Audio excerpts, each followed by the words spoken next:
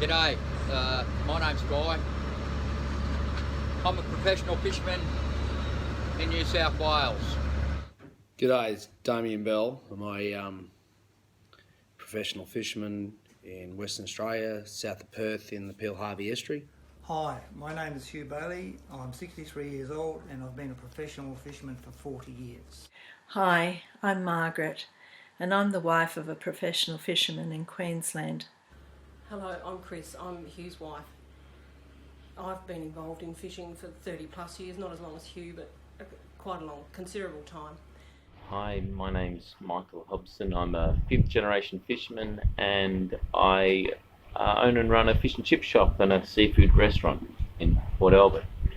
Yeah, g'day everyone. Julian Harrington here, down in Tasmania, Tasmanian Seafood Industry Council. Been asked to talk a bit about mental health and wellbeing in the Tasmanian fishing industry.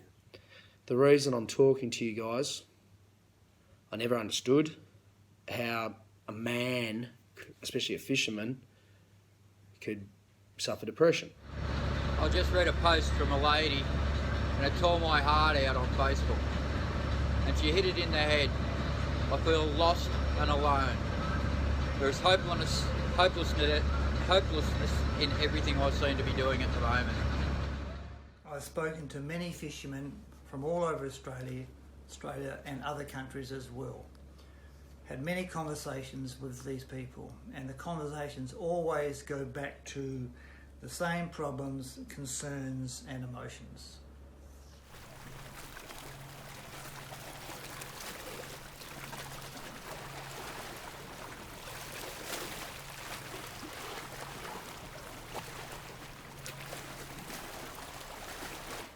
Fishing is seen to be a romantic kind of lifestyle and occupation, and in some ways it is, especially if you love the sea. When you sign on to be a professional fisherman or a commercial fisherman, you sign away your control.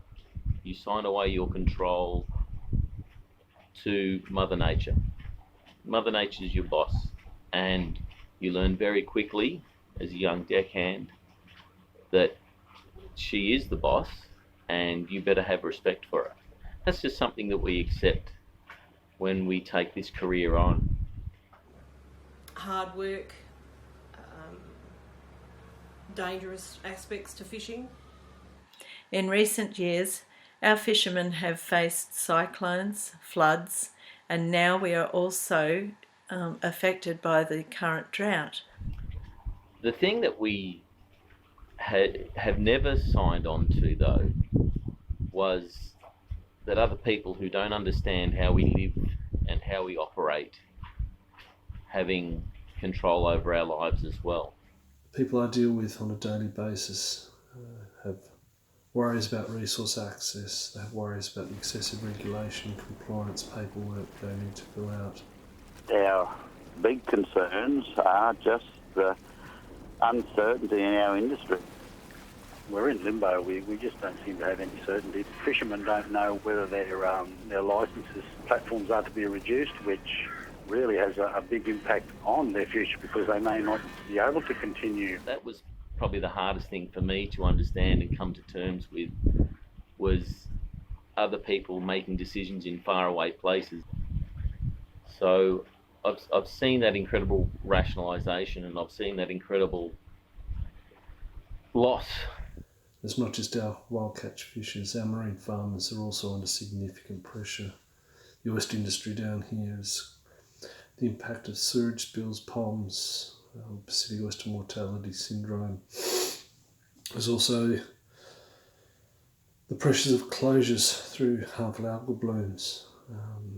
They can be shut more often than open. They're not sure whether they'll be able to sell their product and have the cash flow they need to survive. There's significant pressures for a small business. They stress about how the general public perceive them as an industry, the rapers and pillagers of the ocean, without the understanding of the sustainability the industry has. I mean, I got spat at a service station by a recreational fisherman who told me, he drove past and called me a dirty, filthy, commercial cunt,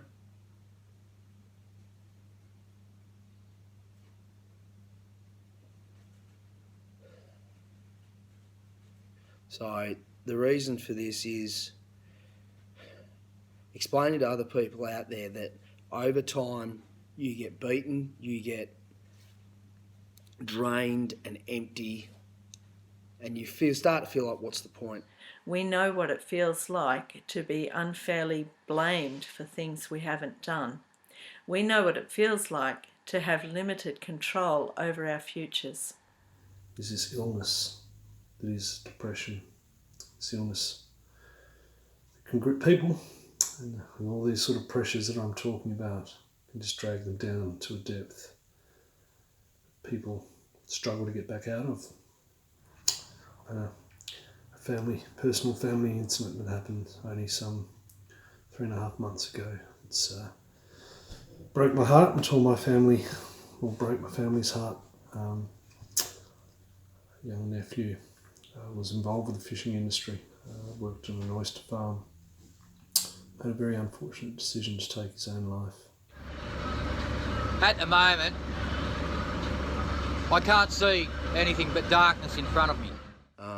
I don't feel I was fully suffering full-blown depression or what you see, the black dog and stuff like that, but I was worn out, I was beaten, done. There's nothing left in the tank. You hear comments like, you can't see the good in anything. Why couldn't I? I'd stop seeing the good in anything. Couldn't see the good in mine two beautiful young boys growing up that were fit and healthy and going strong. I've had fishing friends whose relationships have broken up because of the cumulative effect of all these added stresses placed on them. Some fishers have turned to drink for solace. Others have possibly turned to other drugs. Many have been diagnosed with depression and have had to be medicated. We also know one who committed suicide. I'm to the stage now where I'm thinking, stuff it, stuff everybody. I once used to be a proud man in our local community, and now I hide. I can't go out and face everybody anymore. I suffer from depression. I don't want to get out and work. I sleep all the time. Well, at the present moment in the Rockhampton area, I know of a number of fishers that are distressed. Myself in particular, I wake up at 2, 3 o'clock in the morning and I can't go back to sleep. You can hear me stuttering. Unfortunately, I never used to stutter. Now I'm just unsure of the industry and possibly unsure of myself. I don't know what it is. The individuals that are left that are still carrying on have a sense of impending doom, which is really hard. When you have to live with the idea that your livelihood can be taken away from you tomorrow or next week or next month or next year, you become anxious and you become fearful, and it's a difficult thing for a lot of people to live with. I went through that process more than a decade ago now, where changing management structures and regimes meant that I could no longer carry on and fish in a fishery that I'd been a part of and my family had been a part of for generations. So it was a very difficult and tough thing to go through. Couldn't see the beauty in my own wife, that all we were doing was arguing and blueing and at each other's throats because I was just one tired, grumpy arsehole. In the end, I was made to realise. One of my best mates said, "You are the angriest person we all know." And I never used to be angry. I never used to have any anger. I'd lost all ability to have fun apart from getting hammered, smashed, drunk. Never any domestic violence or anything like that, I can promise you that. But my wife probably suffered some mental domestic violence from me because I was so absolute angry at everyone and everything for the last 5 years. We're out there harvesting seafood for the Perth consumer or the West Australian consumer that can't catch it themselves or doesn't want to catch it themselves and enjoys a feed of fresh fish. I feel very akin to the farmer. We're a primary producer. I'm proud of that. And to have that proudness slowly eroded and whittled away to the point where you're just an empty husk of hate, just pissed off. And nothing's good, nothing's happy. Even a big boatload of fish, yeah, great. I was good, got a load of fish, yeah, that's money in the bank, you beauty. But it was empty, it was hollow. Whereas when I first started, it was pumping the air, it was, yeah, you beauty, woohoo, you know? That's where a lot of us need help. It's an incredibly honourable profession that's really been dealt a pretty tough hand for quite a long time now. We need some support. The Australian consumer, we need the support of the Australian consumer to say, no, wait a minute, we want fresh fish. We're happy with you guys. We understand you're sustainable. For God's sake, people stand up and give us a hand. Australia was built where it was, we'll give a mate a hand. I can see a day that changes and we have regard for our people out there working in the most beautiful environment you can imagine. Australian fishermen should be proud, they should be revered, they should be loved, they should be respected. The produce we give is world class. I'll do this as long as I physically can, with my hands, my heart and my soul, my back. But I don't think I'll be letting my children follow my path. The constant fight of constant worry and constant stress of knowing whether it's going to be there for you tomorrow, whether you've got the government's support or not, it's not worth it.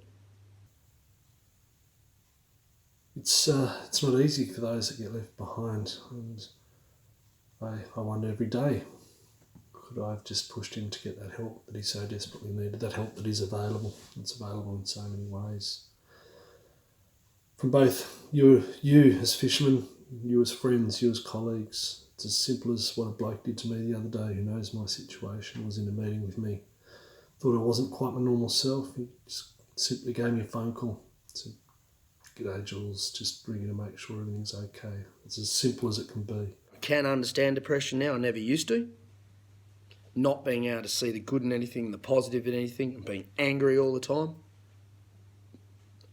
I also feel sorry for all the wives and families that put up with the rest of us fishermen that are going through that, because we're trying to put food on the table for our family. I love what I do, I still do. And some of us aren't much capable of doing much else.